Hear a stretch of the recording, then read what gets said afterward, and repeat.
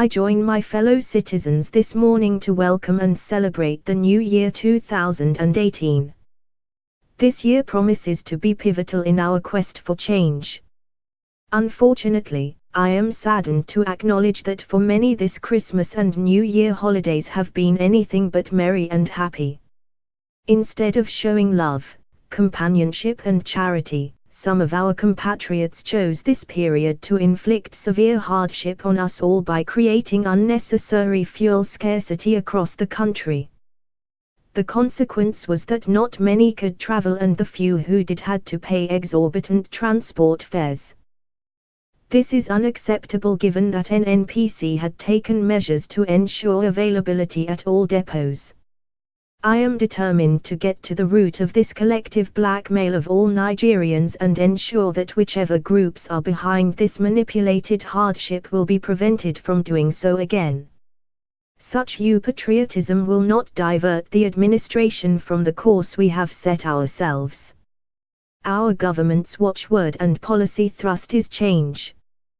We must change our way of doing things, or we will stagnate and be left behind in the race to lift our people out of poverty and into prosperity.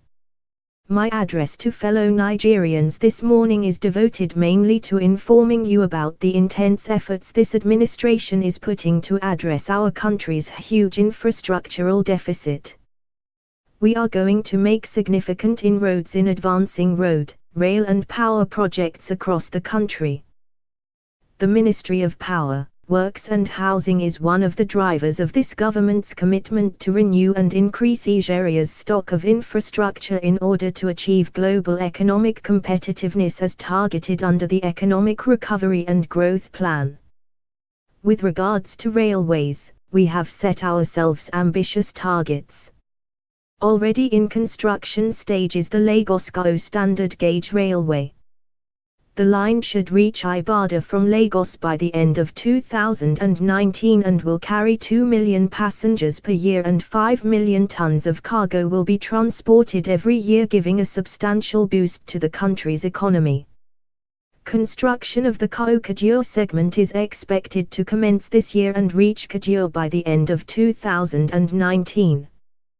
By the end of 2021 the two ends will be joined so that we will have standard gauge railway across the main north-south trading route.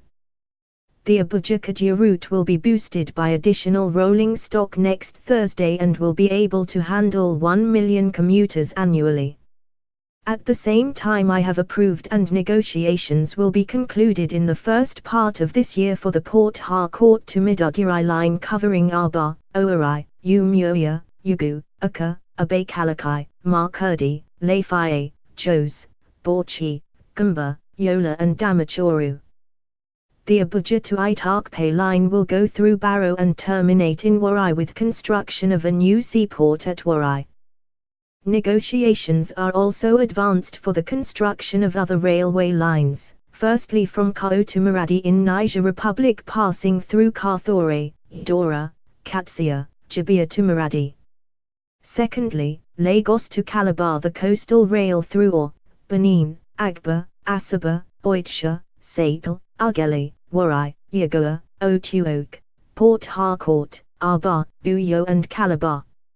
In the next few years, all these Nigerian cities will be linked by functional modern rail systems, giving enormous boost to the social and economic life of our people.